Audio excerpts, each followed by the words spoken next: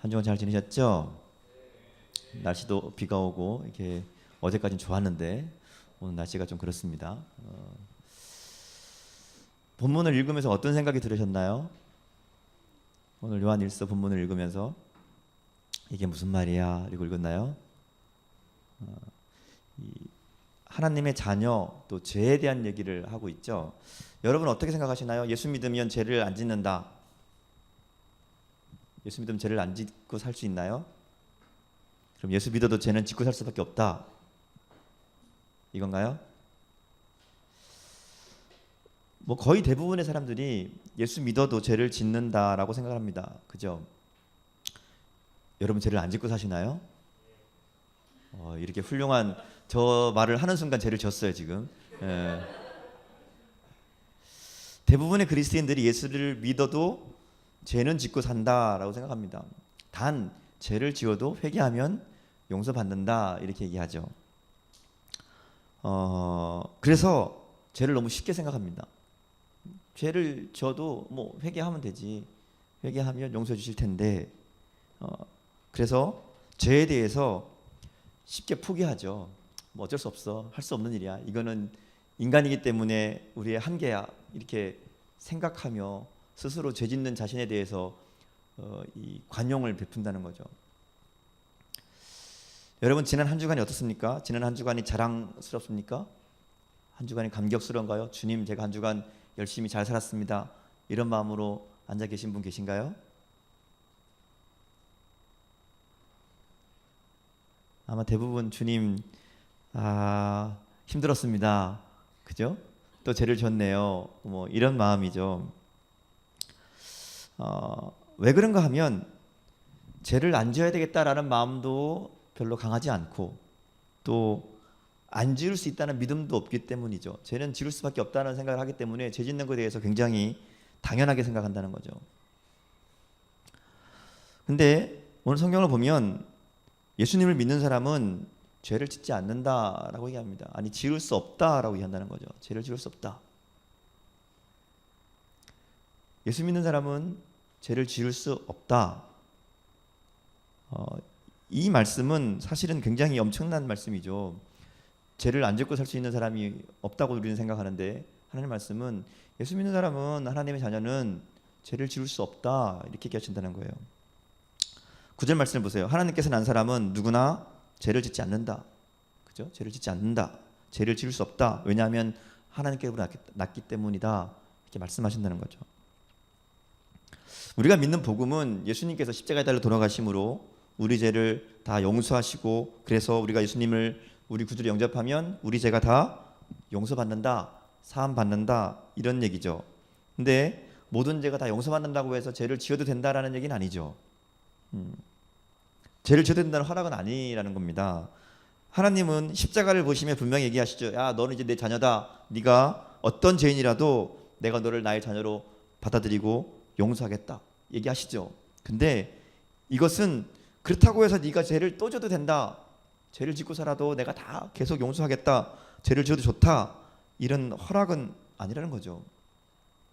예수님이 십자가를 통해서 죄값을 치렀기 때문에 우리가 죄를 지었음에도 불구하고 죄 없다 하시는 것이지 죄를 지어도 모른 척 하겠다라는 얘기는 아니라는 거예요. 여러분 부모가 말썽 부린 자식에게 야 너는 어떤 일을 해도 네가 무슨 짓을 해도 나는 너를 사랑한다. 너는 내 자녀야. 내 사랑하는 아들이다 딸이다. 이렇게 얘기한다는 것은 그 자녀 보고 너 무슨 짓을 해도 괜찮다는 얘기는 아니잖아요. 그죠? 오히려 정신 차리고 똑바로 좀 살아라라는 호소이죠. 그러니까 나는 너를 사랑한다. 네가 무슨 짓을 해도 나는 너를 사랑한다라고 얘기하는 거죠. 하나님도 마찬가지라는 거죠.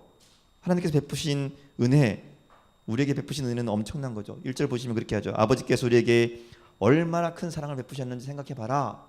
이렇게 얘기하잖아요. 하나님 우리를 자기 자녀라 일컬어 주셨으니까 하나님의 자녀를 삼아주시고 마귀의 종노릇을 하던 우리를 하나님의 자녀라고 불러주시는 은혜를 주셨다는 겁니다. 믿을 수 없는 은혜를 주셨어요. 근데 이 말이 여전히 마귀의 자식처럼 살아도 하나님의 자녀로 불러주시겠다는 뜻이 아니라는 거죠. 이제는 하나님의 자녀를 삼아줬으니까 하나님의 자녀답게 살아달라고 하시는 말씀이죠. 하나님께서 우리에게 원하시는 것은 우리가 죄에 대해서 굉장히 심각하게 생각하는 겁니다. 마태복음 5장에 보면 예수님 그런 얘기 하시죠. 너희 의가 서기관과 바리새인보다 낫지 못하면 결코 천국에 들어가지 못하리라. 이렇게 말씀하십니다. 이 말씀은 이 서기관과 바리새인은 여러분 잘 아는 것처럼 의롭게 살려고 깨끗하게 살려고 굉장히 노력했던 사람들입니다. 윤리적으로 도덕적으로 그야말로 완벽한 삶을 살았던 사람들이죠. 근데 예수님은 그 사람보다 낫지 못하면 이렇게 얘기하신다는 거예요.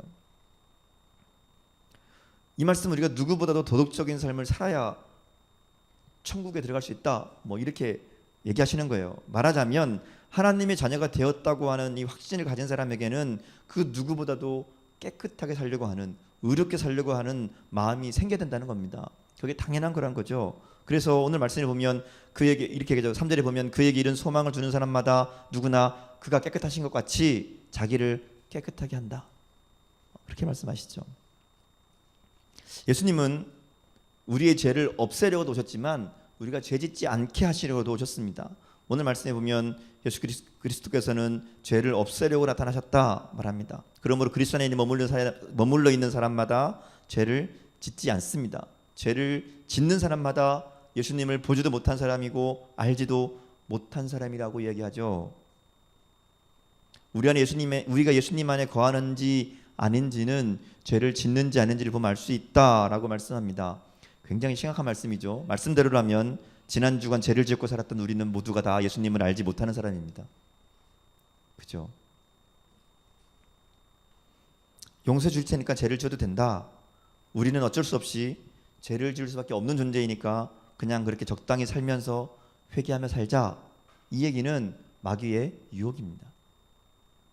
7절을 보세요. 아무도 너희를 미혹하지 못하게 하라 말씀하면서 의를 행하는 자는 하나님의 의로우신 것 같이 의롭다라고 말합니다. 예수 믿었으면 죄를 지어도 구원받는다. 예수 믿으면 예수를 믿어도 죄를 안 지을 수 없다. 이거는 마귀의 유혹이라는 거죠. 죄에 대해서 무감각하게 하려는, 그래서 우리로 하여금 죄를 짓게 하려는 마귀의 역사라는 겁니다.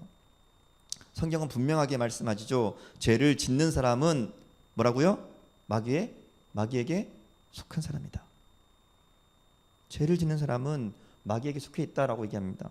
그러므로 은밀한 죄, 습관적인 죄, 예수님을 믿고도 죄를 짓게 되는 일들을 가볍게 여기면 안 된다는 거죠. 심각하게 받아들여야 된다는 거예요. 근데 문제는 이 말이 쉽지 않다는 거죠. 이것이 죄를 안 짓는 게 성경에는 죄를 지는 자는 마귀에게 속했고 하나님께 속한 자는 죄를 지을 수 없다 말씀하시는데 죄를 안 짓고 살기가 굉장히 힘들다는 거죠. 그럼 우리는 다 마귀에게 속한 자가 되어버린다는 거죠. 하나님께 속한 자가 아니라. 어떻게 할까요? 포기할까요? 그래서 오늘 성경에 보면 그래서 예수님이 이 땅에 오셨다라고 얘기합니다. 이게 복음이라는 거죠. 우리 힘으로는 죄를 이길 수 없습니다. 그래서 예수님께서 마귀의 일을 멸하러 오셨다고 말씀하시죠. 8절 말씀을 계속 보세요. 하나님의 아들이 나타나신 것은 마귀의 일을 멸하러 하심이라. 그러므로 아무리 애를 써도 도무지 이기지 못하는 죄에 끌려 사는 우리들은 이제 예수님을 바라보아야 한다는 겁니다. 잘 생각할 것은 죄를 짓지 말라고 말씀하지 않습니다. 뭐라고 그래요? 죄를 짓지 않는다 이렇게 얘기하죠. 죄를 짓지 않는다. 하나님께서 난 사람은 누구나 죄를 짓지 않습니다. 죄를 짓지 않는 노력은 우리 힘으로, 우리 노력으로, 우리 결심으로 되는 일이 아니죠. 반드시 실패합니다.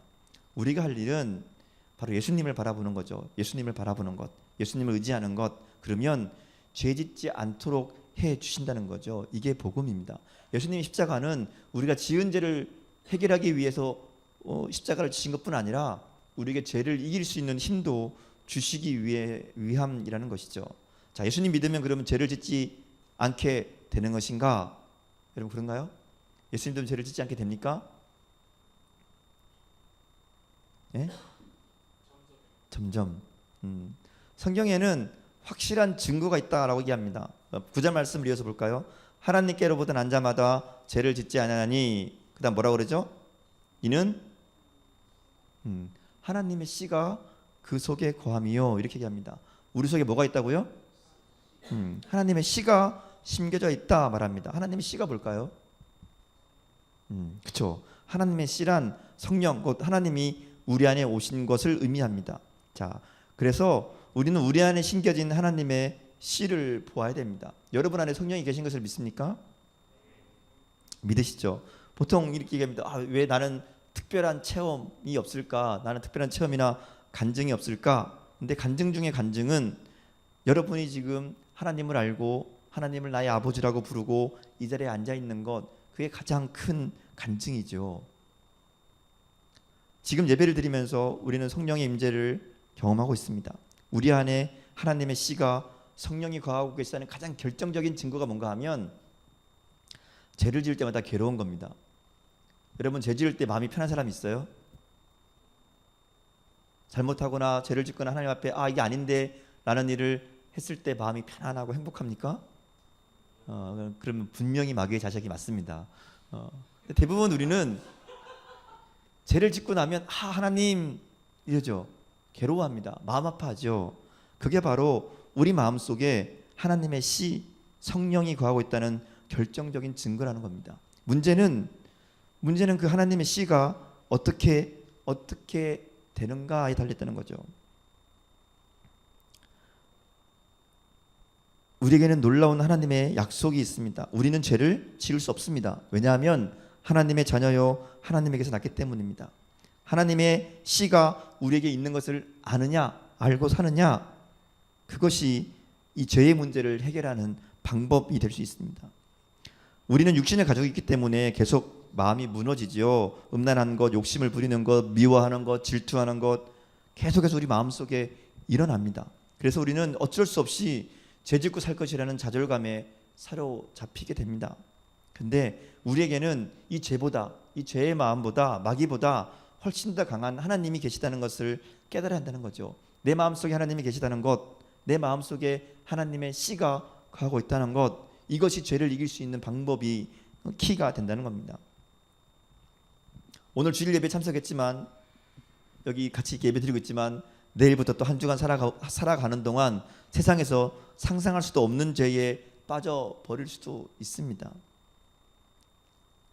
근데 여러분이 지금 이 자리에 앉아 있다는 것, 하나님께 예배드린다는 것, 그것이 하나님의 씨가 여러분 안에 있다는 것이고 여러분이 하나님의 자녀라는 증거로 믿으시기 바랍니다. 그리고 여러분 안에 성령이 거하시기 때문에 지금 이 자리에 앉아 있는 거죠. 그래서 실망하지 말고 포기하지 말았으면 좋겠어요.